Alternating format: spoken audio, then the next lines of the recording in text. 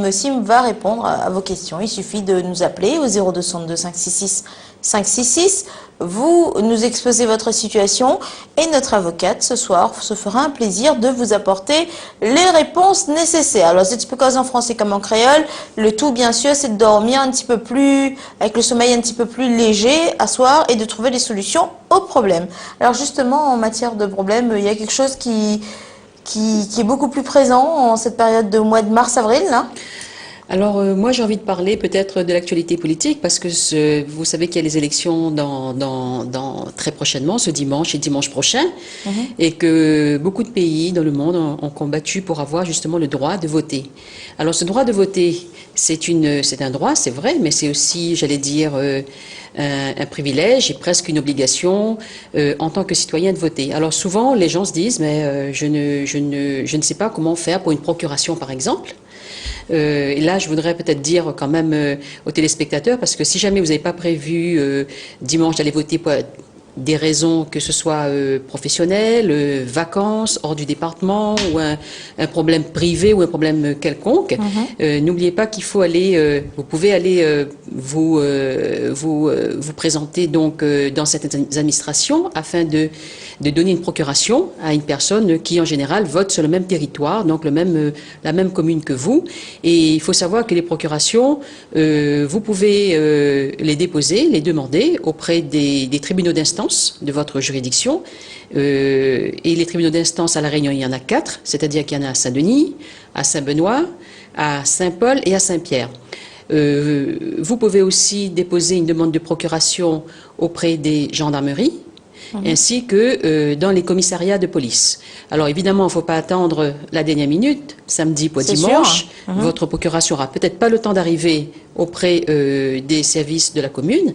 Moi, je pense que c'est toujours très important de voter parce qu'il y a beaucoup de gens qui disent nous ne savons pas pour qui voter finalement les gens ne votent pas. Alors voter, vous pouvez voter pour qui vous voulez. Puis les votes c'est aussi une expression qui peut être aussi une expression vous coulez ce que vous voulez dans l'urne, mais voter est une expression. Alors ne pas voter en revanche c'est je dirais que c'est en fin de compte ne pas faire porter sa voix. Mais le fait de voter pour qui vous voulez ou même pour une enveloppe que vous déciderez dans l'urne, c'est très important. Et je dis, beaucoup de pays dans le monde ont combattu pour avoir ce privilège qui existe dans la démocratie, dans un pays libre comme le nôtre. Donc il faut exprimer, quelles que soient vos opinions politiques, exprimer dans l'urne dimanche et dimanche prochain cette expression-là. Donc voilà. Merci beaucoup en tout cas Maître Linda Limossim. 02 62 566 566. Avons-nous déjà des appels? Pas encore. Alors je vous laisse en tout cas notre standardiste est disponible en tout cas pour prendre vos appels. Maître Linda Limossim, on revient peut-être sur justement l'aide juridictionnelle parce qu'on en parle, mais encore beaucoup de personnes ne savent pas ce que c'est. Alors l'aide juridictionnelle est une aide qui est donnée à un justiciable, c'est-à-dire à une personne qui souhaite engager une procédure, je dis bien une procédure devant un tribunal, et qui n'a pas les moyens, au point de vue de la loi, de répondre à des critères lui permettant effectivement de pouvoir avoir un avocat qu'il choisit et qu'il rémunérera, c'est-à-dire à qui il payera des honoraires. En fait, l'aide juridictionnelle est un service public de l'État qui fait que la personne qui a besoin de faire un procès dépose un dossier au niveau du bureau d'aide juridictionnelle des tribunaux afin de dire, ben voilà, je souhaite faire une procédure à l'encontre d'un tel, ou bien sinon l'inverse, je suis convoqué devant un tribunal et je souhaite me défendre et déposer un dossier d'aide juridictionnelle avec des critères, par exemple, grosso modo, on peut dire que c'est le SMIC, le plafond légal pour obtenir l'aide juridictionnelle totale à 100%, et puis vous avez aussi de l'aide juridictionnelle qu'on peut dire partielle en fonction des revenus et qui est dégressif en fonction du revenu que vous avez. Mais encore une fois, il ne faut pas hésiter parce que l'aide juridictionnelle existe dans toutes les matières, pénales, civiles, divorce, famille, droit du travail, droit administratif, mais la condition quand même, c'est donc un critère de revenu. c'est-à-dire ne pas dépasser le plafond du SMIC, sauf si vous avez des personnes à charge ou des enfants à charge, auquel cas on vous rajoute les personnes à charge pour faire un calcul global. Et deuxième critère important, l'aide juridictionnelle n'existe que lorsqu'une procédure est engagée, et non pas, par exemple, vous voulez faire une mise en demeure à un débiteur ou à un voisin. Très bien, nous allons aller au standard, au 02 62 566 566. Nous vous écoutons. Allô? Allô? Allô? Oui, bonsoir. Bonsoir. Alors? Je voulais poser une question maintenant. Hein? Oui. Voilà, ma famille fait des familles d'accueil. Oui. Nous sommes ensemble.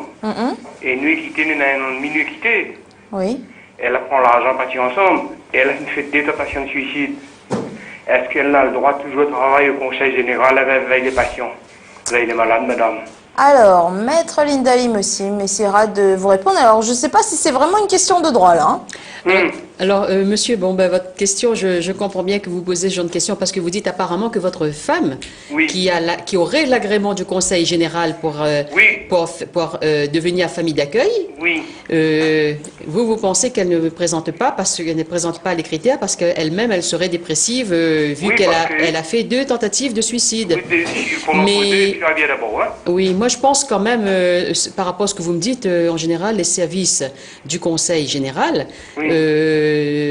sont très précautionneux, très vigilants pour accorder un agrément à quelqu'un qui soit capable, évidemment, de gérer une maison d'accueil. Parce que souvent, dans les maisons d'accueil, oui, madame. Oui, ce sont des gens qui sont... Moi, j'ai été voir madame du VSG.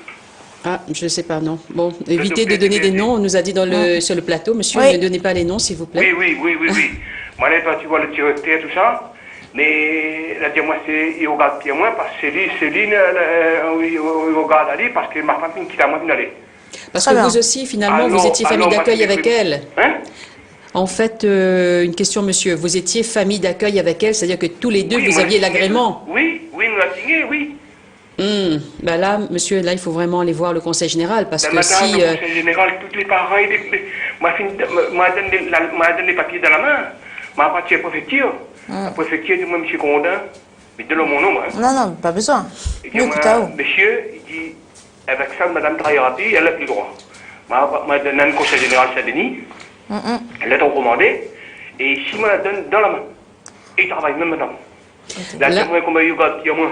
Là, monsieur, vous savez, ça m'étonne quand même. Hein, le Conseil général ne donnera pas un agrément à quelqu'un qui ne présente pas une solidité, une stabilité psychologique. Madame. Donc là, voyez, redites bien reposez bien la question au Conseil général avec les courriers que vous avez envoyés. Alors, en plus, sachez que sur cette antenne, nous avons la chance d'avoir toutes les 3 semaines, tous les troisièmes, il me semble que c'est le 3e jeudi, la présidente du Conseil général. Donc alors, c'est pour ça que je vous dis, non, écoutez-moi monsieur, comme ce n'est pas forcément une question de droit et que notre avocat ne peut pas vous aider, moi je vous invite en tout cas à appeler dans l'émission du Conseil général qui passe, il me semble, tous les 3e jeudis, et ainsi vous pourrez poser votre cas concret et d'avoir quelqu'un du Conseil général qui puisse vous répondre. Parce que là, comme ça ne concerne pas du droit, nous, on ne va pas vous donner des bonnes réponses, je ne vais pas vous faire perdre votre temps, monsieur, hein. Le temps c'est précieux, vous le savez, donc je préfère vous donner le bon conseil d'appeler à ce même numéro dans l'émission, vous regardez Télécréole, il me semble que c'est le 3e jeudi du mois, et c'est l'émission du Conseil général. D'accord. Vous êtes d'accord? Oui. En tout cas, merci monsieur pour votre appel. C'est très gentil. Merci, à bientôt. Au revoir. On continue les appels au 02 62 566 566 et on salue Maître Léopoldine Sidama qui est arrivée. Bonsoir Maître. Bonsoir. C'est toujours un plaisir de vous accueillir sur ce plateau. Plaisir partagé, Joanne. Très bien. Maître Linda Lim aussi m'a commencé. Donc ça veut dire que la prochaine question est pour vous. Allô, bonsoir monsieur. Bonsoir. Bonsoir. Voilà, ça fait 2 ans que nous habitons à Saint-Joseph. Oui. Nous arrivions de la métropole et on refuse de nous faire à la mairie le changement d'adresse de la carte d'identité. Oui. Donc, j'aimerais savoir pourquoi c'est obligatoire d'avoir les papiers à jour, il me semble que ça circule. Je voudrais savoir pourquoi on refuse de nous faire les... Alors là, parce qu'en plus, je crois que c'est totalement gratuit, il me semble, hein, je vous dis ça, mais à vérifier, il me semble que c'est gratuit de faire changer son adresse, donc sa carte d'identité quand c'est un changement d'adresse. Donc, Je ne sais pas pourquoi. Est-ce que la mairie peut refuser ce genre de choses? Il faudrait quand même qu'il se rapproche donc de la personne qui lui a refusé ce changement et demander éventuellement donc à rencontrer le responsable pour en connaître les raisons. Parce que c'est curieux, c'est même une obligation pour vous de changer l'adresse pour permettre aux différentes administrations de vous repérer le chaos. Et si on vous refuse une formalité obligatoire, donc il faut en connaître les raisons, monsieur. Donc je vous conseille de vous rapprocher de nouveau du service et d'en connaître les raisons. Et auquel cas, donc, s'il y a une difficulté, donc pour pouvoir la résoudre, donc vous permettre au moins de faire les choses correctement. Mais ce n'est pas normal qu'on vous refuse ce changement d'adresse, monsieur. Merci, monsieur, pour votre question. À bientôt. Au revoir. Allô, bonsoir. Allô? Oui, bonsoir. Oui, bonsoir. Nous vous écoutons. Oui, voilà, je voudrais poser une question concernant l'aide juridictionnelle, là, s'il vous plaît. D'accord, allez-y. Quelle est votre question? Voilà, je voudrais savoir à quel moment, par exemple, on a déposé une plainte et déjà, à quel moment on a demandé l'aide juridictionnelle? Parce que j'ai déjà déposé une plainte il y a près d'un an et demi. Ouais. Et comme l'affaire, le procureur n'est pas encore pris en main, est-ce qu'il peut prendre, là en ce moment, est-ce qu'il peut faire toujours l'aide? Mais On doit attendre seulement quand l'avocat lui dit de prendre l'aide. Non, alors, Maître Léopoldine, c'est à main. Bonsoir madame, en fait Bonsoir. l'aide juridictionnelle vous pouvez la faire à n'importe quel moment. Alors l'avantage de le faire dès le début de la plainte, c'est la possibilité pour vous de choisir votre avocat. Parce que pour le D'accord. cas où la plainte prend un certain temps, ce qui peut arriver parfois, eh bien Oui. ça permettrait donc à l'avocat donc que vous avez choisi d'intervenir, de faire des courriers, de faire un certain nombre de démarches pour officialiser aussi le fait que vous l'ayez choisi. Alors rapprochez-vous de l'avocat de votre choix si vous ne l'avez pas fait et demandez-lui donc de vous donner ce que l'on appelle une acceptation, ce qui vous permettra de constituer un dossier d'aide juridictionnelle et de vous faire accompagner dans l'ensemble de vos démarches judiciaires. D'accord, mais non, mais en fait, l'avocat a déjà choisi un avocat. Oui. Donc, il connaît un petit peu en gros l'affaire. Oui. Mais il me dit d'attendre quand le procureur lui donne l'ordre pour faire l'enquête en fin de compte. Ah d'accord. Et Non, voilà. ça n'a rien à voir avec madame. Hein. Je pense que ceci étant, si votre avocat accepte de travailler sans avoir la garantie que vous allez avoir l'aide juridictionnelle, eh bien Oui. tant mieux pour vous. En règle générale, bon, moi je suis quelqu'un de prudent, je le fais en même temps, mais maintenant, si votre avocat accepte de vous accompagner sans qu'il y ait de constitution de dossier d'aide juridictionnelle, alors là, il ne faut pas être plus réaliste que le roi. Donc vous continuez tranquillement. Lorsque D'accord. l'avocat vous dira de constituer votre dossier d'aide juridictionnelle, eh bien vous le ferez. D'accord. Ah, Voilà. d'accord. Bonne Merci, soirée, madame, pour madame. votre appel. Merci beaucoup. À bientôt, au revoir. Allô, bonsoir. Bonsoir madame, c'est madame de Lagrange. J'ai un problème avec mes propriétaires, les HLMR La Chaîne. Ouais. En 2008, 2009 et 2010, j'habite au rez-de-chaussée, donc ils m'ont remboursé l'ascenseur. Parce qu'en étant au rez-de-chaussée, je ne payais pas l'ascenseur. En 2011, ils me refont payer l'ascenseur, plus 211,35 € parce que j'avais pas assez de provisions. Donc, ils m'ont remboursé les 490 € de l'ascenseur, parce qu'en étant au rez-de-chaussée, je ne payais pas, mais ils ne veulent pas me rembourser les 211 € que j'ai payés en plus. Donc, Alors. j'ai porté plainte pour vol et abus de confiance à la mairie à la gendarmerie de Saint-Pierre, au poste de police de Saint-Pierre. Et le procureur me répond à fiche de classement. Donc j'ai fait plusieurs demandes, trois fois, et 3 fois il m'a classé à fiche de classement. Alors, Ils disent que pour eux c'est comme ça et c'est pas autrement. très bien. Alors, c'est Maître Linda Limossim qui va vous apporter quelques éclaircissements sur la situation. Et là j'ai passé 7 avocats. Le premier, c'est parce que j'ai les avocats d'office, donc le premier il a attendu 1 an avant de me dire que l'affaire il la prenait pas. Oui. Donc, je suis allée au tribunal pour demander à notre avocat. Donc, je lui ai expliqué, j'ai dit, la personne que j'ai eue avant vous m'a fait attendre 1 an. Si vous ne devez pas prendre l'affaire, dites-moi-le de suite. Ne me faites pas attendre 1 an. Donc, au bout de 3 mois, cette personne m'a dit, non, je ne prends pas l'affaire. Donc j'en ai passé 7 comme ça. Le D'accord. 7e, il me dit, je prends l'affaire, hein. C'était en décembre 2012. Donc, décembre 2013, ça a fait un an, j'ai demandé à ce qu'il fasse l'assignation et tout ce qui s'ensuit, mais il ne l'a jamais fait. Donc, en 2013, ça faisait plus d'un an que excusez-moi, que l'aide juridictionnelle était prononcée, donc il fallait refaire à la demande. Oui. Donc, j'ai dit, bon, vous n'avez pas été capable pendant un an de me faire une assignation. J'ai dit, bon, mais donnez-moi mon dossier, j'irai voir notre avocat. Donc, à l'heure actuelle, je sais plus comment faire pour avoir un avocat qui veuille bien, parce que contre les HLMR, ils ne veulent rien faire. Et au procureur, j'ai envoyé avec preuve à l'appui les papiers comme quoi il me devait 211 €. Il ne veut rien savoir, il classe l'affaire sans suite. Alors, sur la justice, je ne comprends pas la justice. Si je disais n'importe quoi, mais c'est preuve à l'appui, j'ai les papiers sur moi. D'accord. Alors, Maître Limossim, un avis peut-être? Madame, je vais essayer de vous répondre parce que vous avez apparemment déjà vu quand même 7 avocats. Oui. Vous avez fait 3 plaintes pénales. Les 3 plaintes pénales ont été classées sans suite. Oui. Déjà sur la question du côté pénal de l'affaire, les plaintes pénales que vous avez déposées, moi quelque part, je dirais que ça m'étonne pas trop parce que c'est pas votre demande ne relèverait pas de la procédure pénale et quelque part, je vous dis, cela m'étonnerait pas qu'effectivement le procureur ait pris la décision de classer sans suite votre plainte. En revanche, vous avez ensuite apparemment, après ces 3 plaintes classées sans suite, engagé des procédures au civil avec quelques avocats. Malheureusement, vous nous dites qu'il y a eu là un avocat qui a laissé passer le délai de 1 an, puisqu'en effet, si l'assignation n'a pas été lancée dans le délai d'1 an, votre bénéfice de l'aide juridictionnelle, la décision qui vous accorde l'aide juridictionnelle est devenue caduque.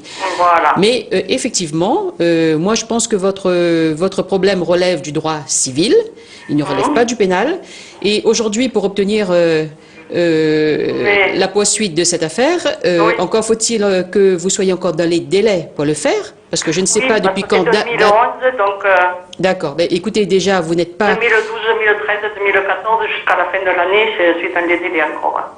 Très bien. Donc, vous n'êtes pas atteint par le délai de prescription qui fait qu'à un moment donné, vous ne pouvez plus engager une procédure de remboursement à l'encontre de la SHLMR.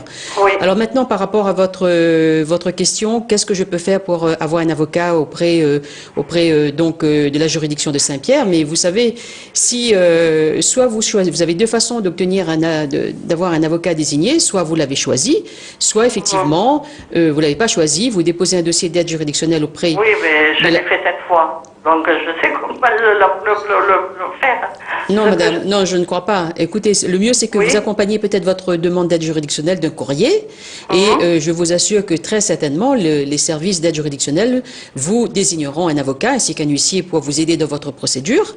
Et en expliquant votre problème, même en 2 mots, ou allant même sur place, discuter avec les services d'aide juridictionnelle, on vous dira, écoutez, on va peut-être vous nommer tel avocat. Parce que si vous ne savez pas avec qui vous tournez, on vous donnera un des avocats, peut-être pas un des 7 que vous avez consultés, mais on vous donnera certainement un avocat.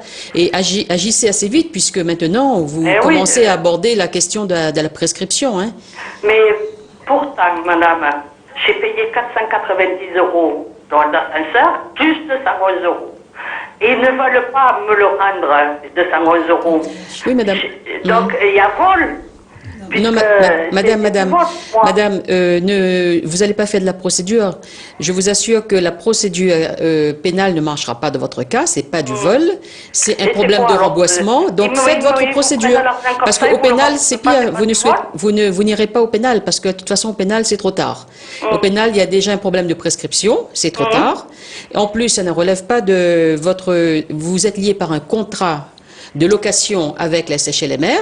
Oui. Donc, je vous dis aujourd'hui, la meilleure solution pour vous, c'est vraiment de déposer un nouveau dossier auprès de l'aide juridictionnelle de Saint-Pierre et d'engager assez rapidement la procédure parce que vous serez atteint de la prescription civile ce coup-ci. Parce qu'aujourd'hui, vous êtes déjà atteint de la prescription pénale puisque les faits, vous me dites 2011.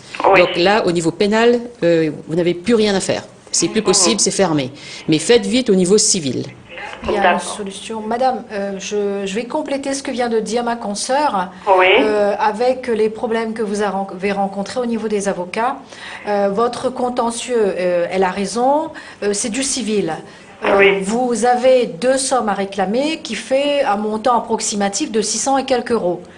Non, les 490 euros, ils me les ont remboursés. D'accord, donc il vous reste 211 euros. 211 euros que j'ai Voilà. payé à plus faute de... Voilà, alors pour aller rapidement, madame, vous allez au greffe du tribunal d'instance de Saint-Pierre. Oui. Vous demandez un formulaire de déclaration au greffe pour le juge de proximité. Parce Oui. que votre problème relève du juge de proximité. Attendez. Vous remplissez sur place le document. Oui. Vous déposez les justificatifs. Oui. Et dans moins d'un mois, madame, logiquement, vous devriez être convoquée. Votre problème sera résolu. Ah ben je vous remercie. Le juge de proximité. faut que Juge je de m'appelle. proximité du tribunal de Saint-Pierre, madame. D'accord. Comme ça, vous arrêtez les problèmes donc de dossier, d'aide juridictionnelle, etc. Oui. Le temps de constituer le dossier d'AJ, le temps d'attendre, etc. Vous risquez d'avoir effectivement des problèmes. Là, Oui. en revanche, avec vos documents, vous allez sur place, vous remplissez le formulaire, vous le signez, votre dossier est complet, c'est terminé. D'accord. Le juge de proximité. faut Juge que je de vois. proximité du tribunal d'instance de Saint-Pierre. D'accord, je vous remercie. Je vous en prie, bonne Merci soirée. madame, bonne soirée à vous, au revoir. Allô, bonsoir. Oui, bonsoir. Bonsoir, on vous Je écoute. voudrais demander un renseignement. Mon fils a 13 ans Oui, et donc il voudrait changer de nom. Il porte le nom de son père, mais ça fait plus de 10 ans qu'on n'a plus de nouvelles du père. On n'a pas été mariés. Est-ce qu'on doit faire les changements de nom en tant que mineur ou majeur? Alors, bonsoir madame. Donc, vous savez, donc il y a des possibilités de changement de nom, mais dans le cas de votre fils, le simple fait qu'il n'ait plus de nouvelles de son père et qu'il n'a plus de relation avec celui-ci ne justifie pas donc ce changement de nom. Donc, que ce soit durant sa majorité ou durant sa minorité, pardon, ou plus tard au cours de sa majorité, eh bien, ce n'est pas une raison valable pour qu'il puisse changer de nom. Le nom, c'est ce qui permet d'établir la filiation, c'est-à-dire le lien de famille entre le papa et la maman. En l'occurrence, votre fils là, donc on sait qui est son papa, donc c'est identifié. Sauf si ce n'est pas son papa, à ce moment-là, il peut contester et dire, voilà, c'est pas le père, donc il conteste la filiation. Mais au cas contraire, c'est le père, il peut pas changer de nom comme ça, madame. D'accord, donc il n'y a aucun recours possible alors. Bah écoutez, pour l'instant, donc je n'en vois pas. Donc si vous n'avez que cela comme raison, à mon sens, ce n'est pas suffisant, madame. Ben, en fin de compte, nous personnellement, c'est pas seulement la raison, c'est lui-même de son plein gré. Il ne veut plus. Ah oui, mais ça, c'est pas une raison, madame. Son père l'a reconnu, on choisit pas ses parents, donc il a été reconnu par son papa, ce qui lui permet de dire et d'identifier qui est son père en dépit de l'absence du papa. Eh bien, le fait qu'il veuille plus avoir le nom de son papa, c'est pas une raison, madame. D'accord, merci alors. Je vous en prie, merci, bonsoir. au revoir. Est-ce que pour compléter l'appel de madame, si on est majeur, on peut changer de nom comme ça? Non, on ne peut pas changer de nom comme cela parce que bon, le nom c'est l'identification, il faut des motifs très graves. Et là, visiblement, le fait de dire moi je veux plus de ce nom, je veux changer de nom, ça c'est pas un critère pour pouvoir, c'est pas une raison pour changer de nom parce que bon, autrement ce serait, il faut quand même garantir la stabilité de l'état civil de quelqu'un et la loi a prévu des conditions très très très strictes et c'est quand même pas une raison valable pour changer de nom comme ça. Est-ce que ce genre de cas arrive Ah oui, est arrivé, souvent? C'est arrivé, oui. C'est arrivé, mais c'est rare. Hein. C'est rare, mais à ce moment-là, il faut prouver déjà que le père n'est pas votre père. Enfin, le père n'est pas votre père, auquel cas, c'est une autre procédure. Il faut déjà commencer par une contestation de paternité. C'est une procédure de contestation de paternité devant le TGI, le tribunal de grande instance, avec prélèvement d'ADN. Les ADN sont analysés. Il n'y a qu'un seul endroit qui analyse les ADN, c'est à Bordeaux, en métropole, avec le professeur Doutre-Mepuich. Et c'est uniquement lorsqu'effectivement c'est prouvé que de façon scientifique et médicale, vous n'êtes pas le fils ou le père d'un tel, que par la suite, vous pouvez changer de nom. Mais tant que la filiation, effectivement, n'est pas contestée et n'est pas effacée par un jugement, vous ne pouvez pas changer de nom. Ça, c'est sûr. La seule raison est scientifique ou médicale. Bon, Écoutez, ce n'est pas la première fois qu'on a ce genre de questions ici à Alors, Télétréol. en revanche, il me semble qu'il y a quelques mois, enfin même en fin d'année dernière, on avait eu ce genre de questions. Ouais. En revanche, donc, si on ne peut pas changer le nom du papa, ce qu'on peut faire, c'est que, comme on a été reconnu par la maman, on peut demander à porter le Même nom si du papa. mineur, en fait, C'est la maman qui fait la démarche. D'accord. C'est le Et en parent qui fait fait, la l'enfant démarche. peut porter les deux prénoms, les deux Les noms deux de noms. famille. Il y a la possibilité se rajouter des deux un noms. morceau. Ah oui, complètement. En Donc, fait, et cela, c'est vrai que c'est assez surprenant, c'est-à-dire qu'une maman peut ajouter, sans même prévenir le papa, son nom de jeune fille à elle, au nom donné par l'enfant. C'est-à-dire, la maman va à l'état civil et dit je voudrais que mon nom de jeune fille soit accolé à celui de mon enfant qui est reconnu par le papa et qui porte le nom du papa. C'est une simple déclaration, ce qui semble assez surprenant. Dans ce sens-là, Eh ben, ça peut être ça c'est la faisable. solution de madame, parce qu'en fait, il ne veut plus porter le nom du papa, mais Ah oui, et mais ainsi on porter. n'effacera pas. On Non, n'effacera on pas. n'effacera pas, mais en mettant le nom de sa maman, peut-être que cet enfant se sentira mieux dans sa peau. Ça, oui, c'est vrai, ça pourrait être, Ça disons, pourrait une être, solution autre. ouais, un Il aurait compromis. deux noms. Il Un aurait deux, compromis. il aurait deux noms. Il aurait deux C'est noms. un compromis. Ça, effectivement, madame, oui, c'est une solution qui pourrait Mais c'est lourd, pallier. hein. C'est lourd, hein, parce Après, que si on a déjà un nom, on en met un deuxième, après, bon... Parfois, ça peut donner un côté chic. Ça donne un côté chic, ou sinon, psychologiquement, peut-être que ça aiderait cet Psychologiquement, enfant, hein, je pense que aiderait ça peut madame. l'aider. Après, ça, Ouais. ça peut Non, je avoir peux un côté comprendre. chic. Je peux comprendre que ce serait une solution, madame, effectivement, pour répondre à la suite de sa question. C'est qu'elle peut aller demain à la mairie ajouter son nom à côté de celui du papa. Très bien. Continuons les appels. Allô, bonsoir. Allô, bonsoir. Bonsoir, on vous écoute, madame. Moi, je voudrais savoir, par exemple, si j'ai des abonnements SFR en ligne Orange, mais je ne peux plus payer. Et qu'est-ce qu'on va faire, eux, contre moi? Alors, Vas-y, c'est à toi, là. Bon, bonsoir madame. Déjà, il faudrait, je pense, commencer par résilier les 2 contrats abonnements Orange Oui. et SFR avant que ça n'aille trop loin, parce que peut-être que vous avez des délais à respecter, des délais de préavis, puisque les contrats sont renouvelés à certaines dates anniversaires. Oui, mais Donc- les huissiers, déjà niveau à moi, et... ben là c'est différent. Ah ben là c'est différent. Ça veut là, on dire est à que autre chose, là. si les huissiers ou ils vous ont délivré un commandement de payer parce que il y a des échéances qui n'ont pas été payées, ou bien il y a déjà un jugement contre vous. On a déjà fait le jugement, mais seulement, comme en ce moment, j'ai la maison, j'ai l'eau courante, tout ça, et donc, mais je suis plus pour qu'elle payer. Est-ce que vous travaillez, madame? Non.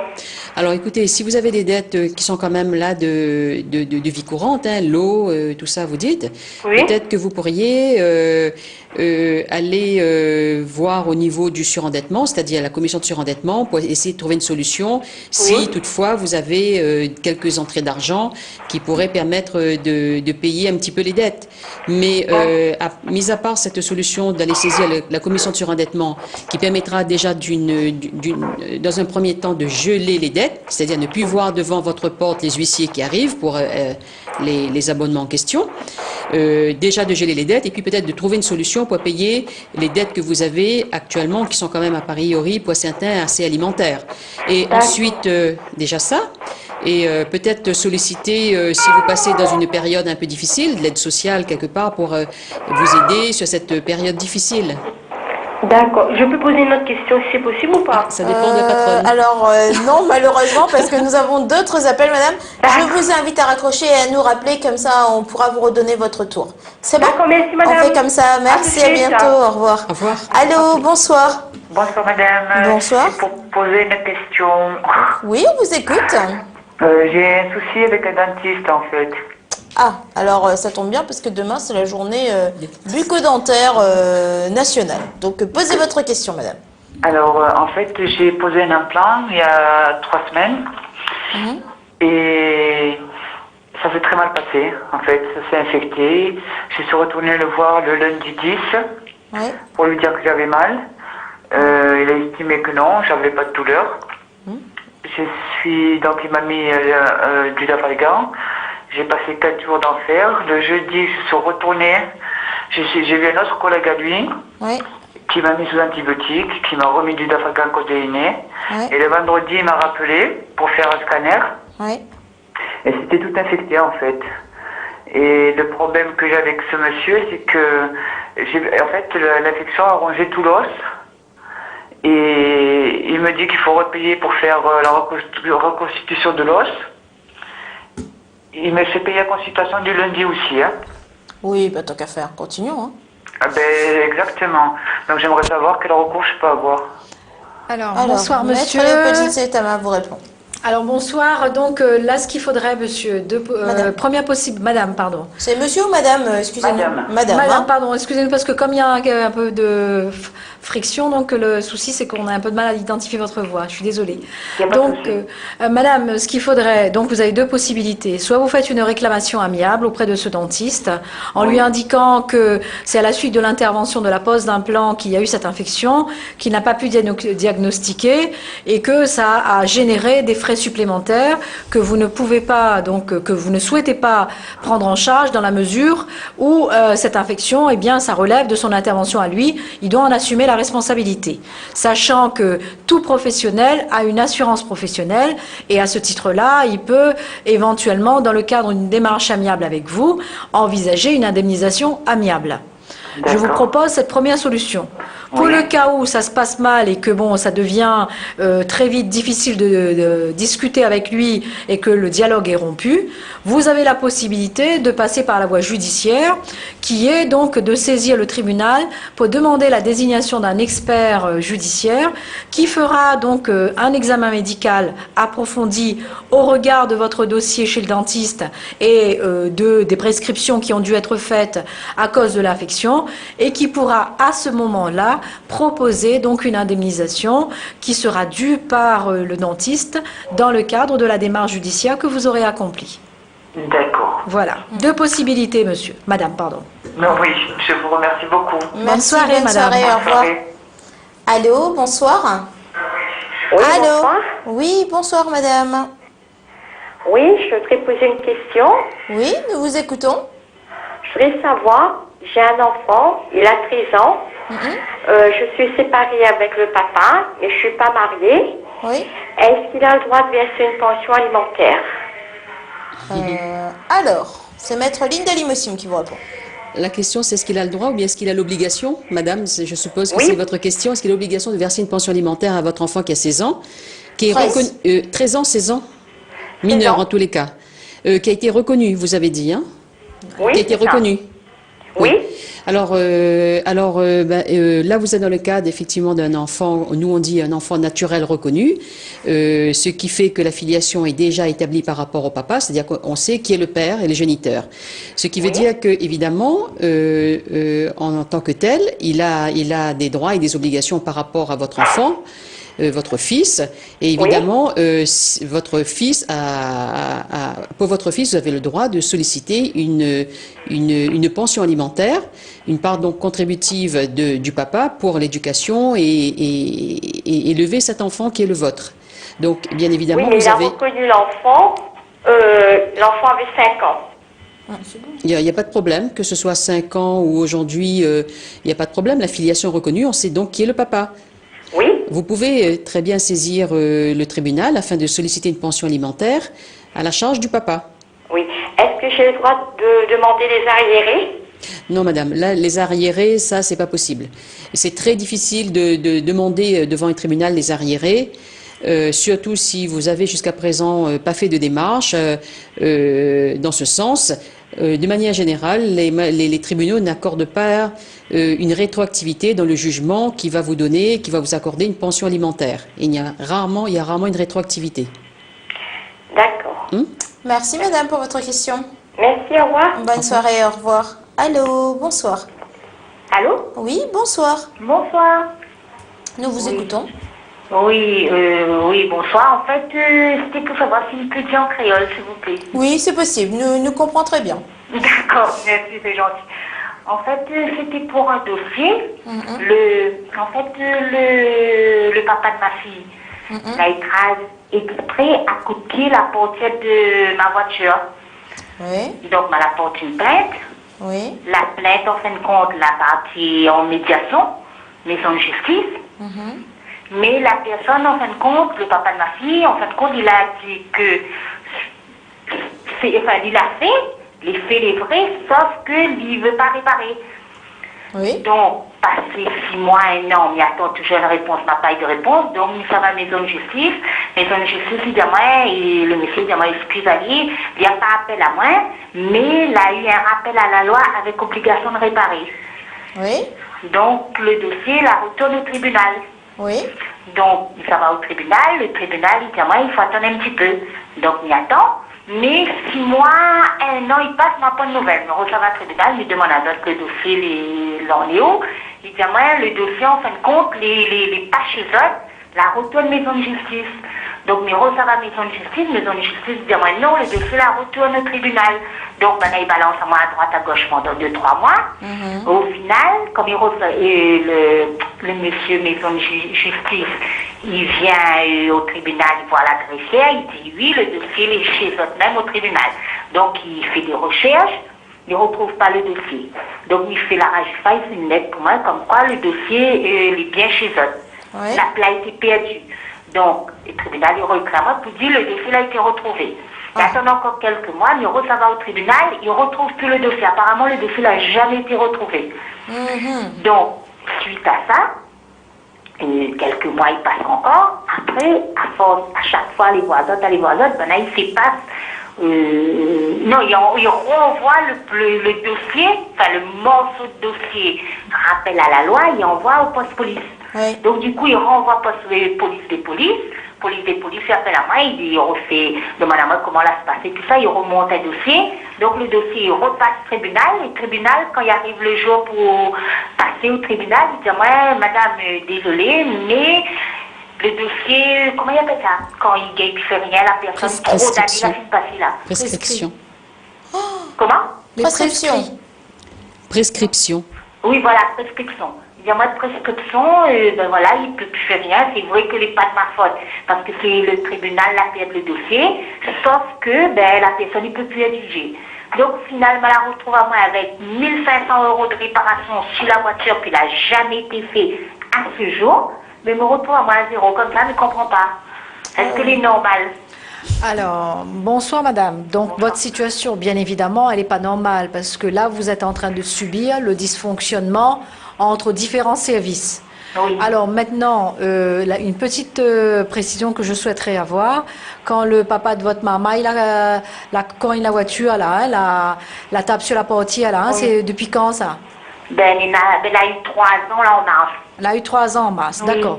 Alors, sur le plan pénal, elle a fini, Oui. mais sur le plan civil, elle n'a pas encore fini. Alors, ce qu'on peut faire, madame, hein, puisqu'on a un certain nombre de justificatifs, vous venez de parler tout à l'heure d'une facture de 1 500 et quelques euros. Oui, oui, oui. Alors là, ce qu'on va faire, on prend tout bonne papier, on fait des photocopies, garde quand même un exemplaire avec vous parce qu'on ne sait jamais, Oui. et du lieu où ça habite, on regarde le tribunal d'instance. Au tribunal d'instance, on a ce qu'on appelle le juge de proximité. Si on ne peut plus aller au pénal, on peut aller au civil pour demander la condamnation de ce monsieur à paye-à-ou, le montant de la facture que de toute façon on aurait obtenu s'il avait été poursuivi sur le plan pénal. Hein? Oui, oui. Donc, on demande ça au civil en disant que bon, il est responsable de ce qui s'est passé, des dégâts causés sur le véhicule. Oui. Eh bien, on demande le remboursement de votre facture et éventuellement, on peut demander aussi un petit dommage-intérêt pour toutes les tracasseries que vous avez eues durant toute cette période. Mais on en a encore une petite possibilité, madame. Mais si la personne n'est pas solvable. Si la personne, alors la difficulté, c'est que si la personne n'est pas solvable, on va retrouver avec un jugement qu'on fera exécuter quand on pourra, parce que bon, malheureusement, s'il n'est pas solvable, il n'est pas solvable. Oui, mais on est d'accord avec tout ça. Mais n'empêche que si la personne, il crase, ou prête à lui que l'auto, il bat un place, il fait involontairement. Mais quelqu'un, il vient devant chez vous, il vient, il lance 2 coups de pied dans la portière, il enfonce la portière, mais il ne comprend pas, même si la personne n'est pas solvable, comment il n'est pas puni. Parce qu'au final, je la retrouve à moi avec 1 500 € de dégâts sur ma voiture, et la personne la retrouve à dire, sans rien, c'est-à-dire il n'y a pas été, finalement, ça fait rien.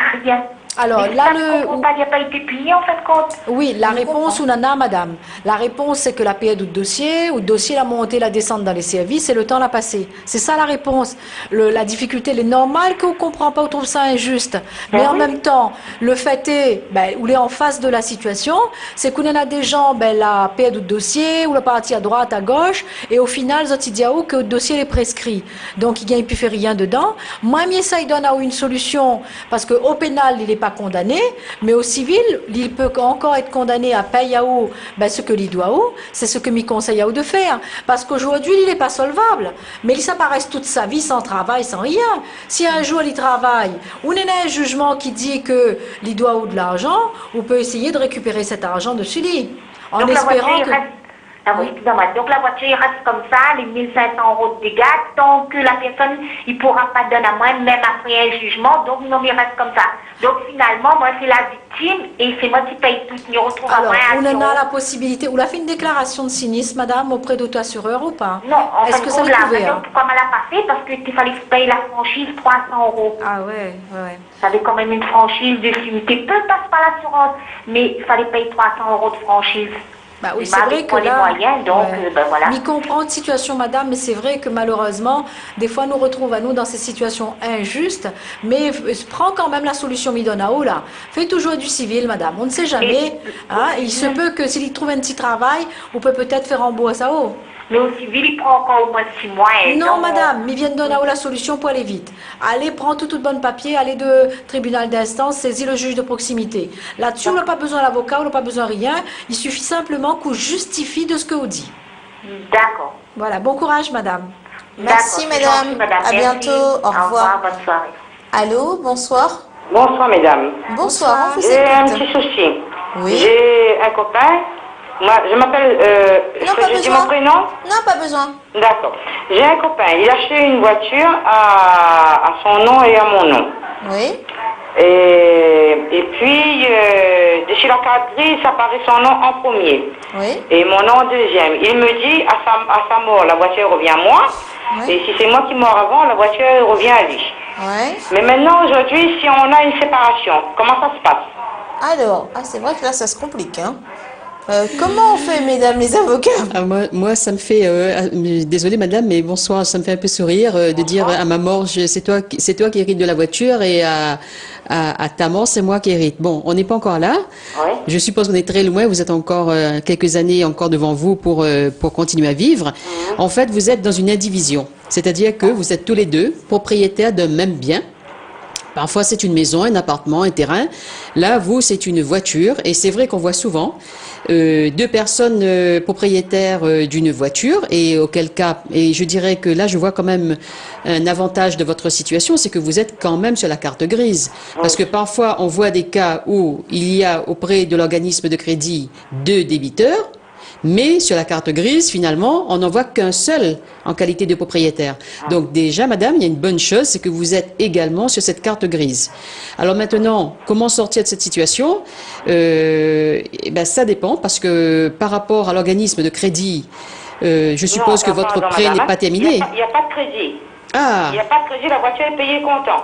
Payé comptant, la voiture vous appartient bien, comme je vous le disais tout à l'heure, en indivision.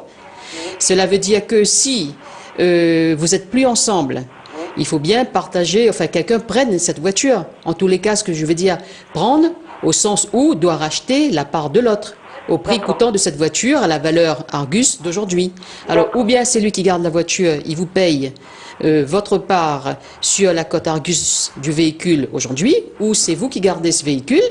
Et c'est le cas. Maintenant, il y a aussi une solution. Si peut-être que finalement ce véhicule n'a plus beaucoup de valeur vénale et que l'un souhaite donner, c'est-à-dire gratuitement, gracieusement à l'autre sa part, ça aussi c'est faisable, une cession gratuite.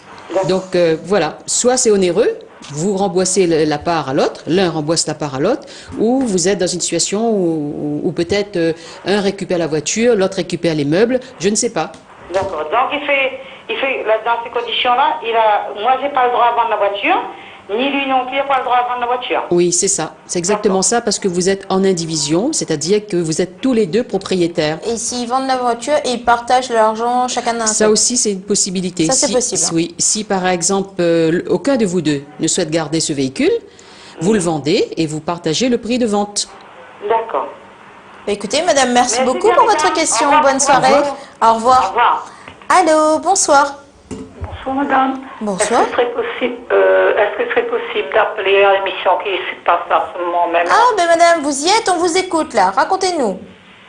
Ben voilà, moi j'appelle concernant mon frère. Oui, alors c'est quoi le problème? Ben lui, il a un terrain qu'il a reçu en donation avec sa maman. Oui, c'est votre maman aussi ou pas? Oui, c'est ma maman aussi. D'accord.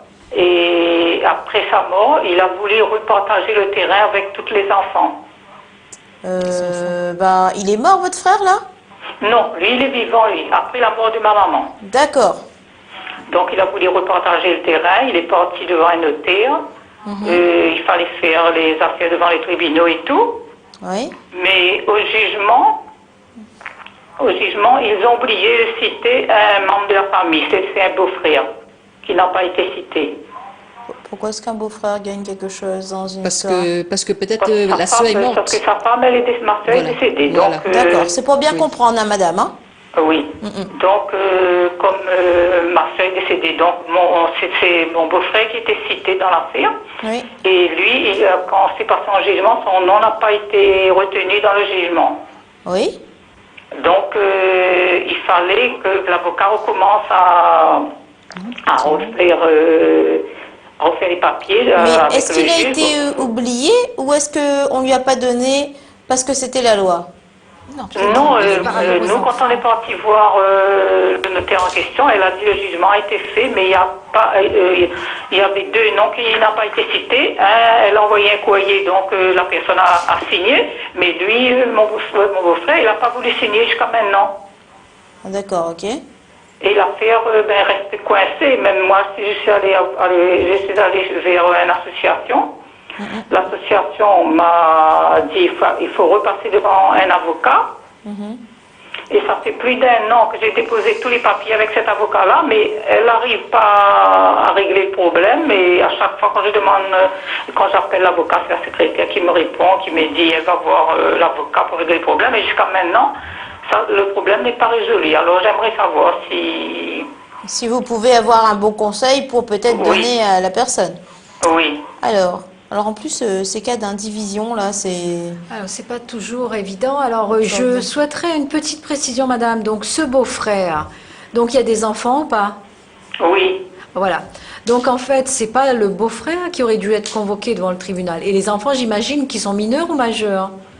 Ils sont majeurs. Majeurs, ce n'est pas le beau-frère qui aurait dû être convoqué, ce sont les enfants, c'est-à-dire les héritiers de votre sœur, parce que le beau-frère en lui-même, il s'agit d'un bien de fond, puisque c'est un bien qui vient de votre maman à tous. Donc sur ce bien de fond, le beau-frère, il n'a aucun droit. En revanche, les enfants de votre sœur, elle a des droits sur ce bien. Donc c'est la raison pour laquelle il faut que les enfants soient convoqués devant le tribunal. Et là, la difficulté, c'est qu'il faut demander à ces enfants-là s'ils sont d'accord avec le jugement. Oui. S'ils ne sont pas d'accord, malheureusement, vous allez devoir effectivement recommencer la procédure parce que la décision qui a été rendue par le tribunal n'est pas opposable, c'est-à-dire que ne s'impose pas à ces héritiers qui ont été oubliés. Oui. Voilà, c'est ça le problème. Alors maintenant, il y a quand même quelque chose qui m'interpelle, parce que c'est quand même un bien qui était entre les mains de votre frère. Oui. Donc peut-être essayer de voir avec le notaire s'il n'y a pas une solution donc, pour régler cela à l'amiable, avec ses héritiers oubliés. D'accord ? Et puis, si malheureusement ça ne peut pas se faire, je pense que vous allez devoir repasser par le tribunal.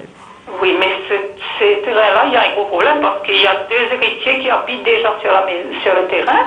Mais ça ne change rien, madame. Je pense que le fait que il y en ait un ou deux ou trois qui habitent sur le terrain, ça ne change rien au problème. Le problème, c'est d'arriver à partager le bien et d'arriver à faire en sorte que chacun ait sa part. Le problème, il est là. Oui. Alors après, les calculs des droits en fonction de l'occupation du terrain, ça se fait par le notaire. Oui. Mais pour l'instant, il faut à mon sens régler ce problème où des héritiers n'ont pas été convoqués devant le tribunal alors qu'ils auraient dû être convoqués. Donc il faut voir tous les enfants de... Il faut, quand quelqu'un est décédé, quand vous avez un héritier direct, c'est-à-dire le frère ou la sœur qui est décédé, ce sont les enfants de ce frère ou de cette sœur qui doivent être convoqués. Si les enfants sont majeurs, c'est la convocation directe de ces majeurs. Si les enfants sont mineurs, c'est le parent qui est vivant, qui est responsable des enfants mineurs, qui doit être convoqué devant le tribunal pour le compte des enfants mineurs. Donc il faut, à mon sens, revoir votre avocat ou éventuellement le notaire, identifier, parce que quand vous faites une procédure de liquidation de succession comme cela, normalement le notaire, il a établi ce que l'on appelle un acte de notoriété. Donc l'acte de notoriété, c'est le document notarié dans lequel est indiqué tous les héritiers du bien. Alors, ce qui m'étonne un petit peu, c'est qu'on en est oublié. Alors, voyez le notaire déjà, et puis, je pense que la liste est déjà faite dans cet acte de notoriété, et puis, quand vous aurez fini de faire de faire le point avec le notaire, vous repartirez vers l'avocat. D'accord. Voilà. Merci beaucoup, madame. Merci, au revoir, bonne madame. soirée, au revoir. Allô, bonsoir. Bonsoir, Télécréole. Oui, nous vous écoutons. Bonjour, madame. Bonjour, les experts. Oui. Bonjour, madame. Bonjour, maître. Voilà, je voudrais poser une question aux dames qui sont là. Voilà. Mon épouse et moi sommes en procédure de divorce. Oui. Elle a abandonné son domicile du Sud pour aller s'installer dans notre maison que nous avons construite en 2004 dans l'Est. Oui. Elle occupe avec son fils à titre gratuitement depuis novembre 2013. Car moi, pour des raisons professionnelles, je suis resté dans notre maison du Sud que je loue. Je voudrais savoir si je suis en droit de lui réclamer un loyer mensuel à titre compensatoire pendant cette période de procédure de divorce. Merci. C'est votre fils aussi? Oui, mon fils habite avec sa maman là-bas. D'accord, parce que vous avez dit que c'est son fils, donc c'est pour ça que je demandais si c'était... Oui, c'est le mien aussi, oui. Très bien. Alors, oui, bonsoir monsieur, votre fils, il est mineur, majeur? Il est mineur, il aura 16 ans au mois de juin. Et si j'ai bien compris, vous avez deux biens. Un bien qui est dans le sud et un bien qui est dans l'est. Voilà. Mais simplement, vous souhaitez demander à madame une prestation compensatoire ou un loyer parce qu'elle habite dans le bien qui est dans l'est. Qui est dans l'est, qui est à nous finalement, quoi, dans notre maison, quoi, si on peut dire ça comme ça. Quoi. Mais vous savez bien dire en même temps que vous avez deux biens. Oui, je loue un appartement à Saint-Pierre. Et celui dans l'Est, nous sommes, comme dit, nous avons construit une maison que nous avons construite en 2004 et que nous avons déjà payée. D'accord, mais là je comprends pas quand vous dites vous louez, donc vous n'avez pas deux biens, vous avez un seul bien qui est donc dans l'Est, oui. Mais vous êtes locataire à Saint-Pierre. Voilà, nous étions locataires, elle a abandonné le domicile depuis novembre 2013. D'accord, donc vous avez un bien, pas deux biens. Vous avez un bien en communauté, vous êtes marié en communauté. Voilà. Et le bien est dans l'Est, c'est elle qui l'occupe actuellement. Voilà. Alors, je ne sais pas à quel stade vous êtes dans votre procédure de divorce. Oui. Est-ce que vous en êtes au début Je suis au début, donc je pense que l'affaire va être jugée au tribunal de Saint-Denis. Ça a été reporté vers Saint-Denis puisqu'elle habite dans l'Est et puis elle a eu un défaut elle a mis, comme dit, le tribunal de Saint-Pierre qui était incompétent pour juger l'affaire, donc elle a été reportée à Saint-Denis. Oui, c'est normal, c'est normal. Dans le cadre de divorce, le tribunal compétent est celui où résident les enfants qui sont avec donc le parent en question. Voilà. Donc là, effectivement, c'est le tribunal de Saint-Denis. Simplement, lorsque vous dites, est-ce que vous pouvez demander une prestation compensatoire ou un loyer? Qu'est-ce que vous avez dit exactement? Un loyer. Est-ce que je suis en droit de lui réclamer un loyer à titre de dédommagement parce que moi je paye un loyer puis elle est dans... D'accord. Voilà. Alors, il faut savoir que lorsque vous passerez devant, vous êtes en début de procédure, mais je pense que ce que vous vouliez dire, vous allez passer bientôt dans la première audience qui est la tentative de conciliation. C'est ça même. À cette audience devant le juge va régler en fait les modalités de la séparation qui est déjà de fait chez vous, oui. C'est-à-dire un au sud, un dans l'est. Ah. Et dans ces modalités qui va donc mettre en place dans une ordonnance, on appelle ça une ordonnance de non-conciliation ou de conciliation, mais peut-être dans votre cas, ce sera une non-conciliation, ça sera un jugement qui va dire, officiellement, à partir de maintenant, on va statuer sur la séparation, qui de fait va devenir donc une séparation reconnue par un jugement. On va dire avec qui officiellement sera l'enfant, donc madame aura certainement la garde officielle de l'enfant qui est déjà avec elle, et puis on va dire au sujet du domicile conjugal, qui est un loyer pour le moment, c'est vous qui le gardez, oui. Mais elle va occuper un bien qui est un bien de communauté. Voilà. Alors après, il y aura aussi une question, si vous voulez, qui sera financière. C'est un petit peu, qu'est-ce que vous allez... en fait, tout dépend en fait de vos revenus à vous et à elle. Et puis vos charges à vous et à elle. Il y aura fixé 2 choses. Madame ne travaille pas. Madame ne travaille pas. Non. Alors si madame ne travaille pas, vous travaillez peut-être? Oui. Alors, je pense qu'elle va le faire très certainement. Elle va demander une pension alimentaire pour votre enfant, votre fils. Oui. Et si elle ne travaille pas, ça me semble difficile de lui demander aujourd'hui de vous payer tout de suite un loyer. D'accord? Oui. Mais en revanche, je ne sais pas si à l'avenir, elle va travailler ou si par le passé, elle a travaillé. Oui. Tout dépend de votre situation. Je pense qu'il faudra que vous demandiez à votre avocat à ce moment-là, par rapport à votre situation passée ou future et éventuellement le devenir prévisible, peut-être professionnel de madame, oui. de fixer à un moment donné, si tel est le cas, si par exemple madame va retrouver un travail, peut-être de définir si cette occupation, au moment de l'audience de conciliation, de tentative de conciliation, si cette occupation de votre bien commun par madame seule peut faire l'objet d'une demande de loyer. Parce que si madame ne travaille pas, n'a jamais travaillé, cette occupation, pas forcément, vous savez, se caractérisera par une condamnation à un loyer. Il y aura peut-être d'autres formes, mais aujourd'hui, dit à demander un loyer, cela semble difficile. Cela dépendra réellement de la situation financière et professionnelle qui sera celle de madame. Donc actuellement, je peux qu'avoir mes beaux yeux pour regarder, quoi. Bah, pleurer dans certains cas aussi, ça marche. Non, j'ai trop pleuré, madame. J'aurais 30 ans de mariage, c'est bon. Non, je pense que posez bien la question à 30 ans de mariage. Oui, voilà, donc elle est partie, voilà. Donc voilà. Voilà, donc voilà. Oui. Donc c'est le plus beau cadeau cadeau de ma vie. Non, vous avez encore un peu d'humour, monsieur, donc ça va. Il faut, madame, vous savez. Hein. Voilà, donc, comme dit, il faut quand je suis passé au tribunal de Saint-Pierre, j'ai vu beaucoup de situations. Je pense que, comme dit, c'est pas moi la roue la porte, c'est pas moi la va fermer. Hein. Oui, c'est vrai. Non, c'est pas évident. Moi, je prends ça à la rigolade, mais c'est pas évident. Non, c'est jamais évident.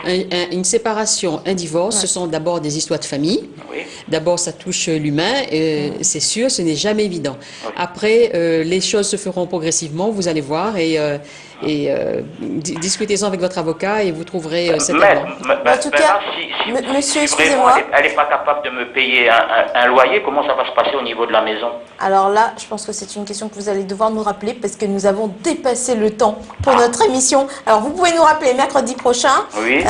Avec plaisir, monsieur, et on continuera cette discussion ensemble. D'accord, merci. Bon, je vous souhaite une bonne soirée. Merci à vous aussi. Merci, au revoir. Écoutez, cette émission était beaucoup trop courte ce soir. Merci, Maître Léopoldine, c'est à moi d'avoir été avec nous. Maître Linda Lim aussi, merci de votre présence. On vous souhaite une bonne soirée sur Télécréole. À suivre la politique, bien sûr, et un peu plus tard, vers 22h, Darba. À tout bientôt.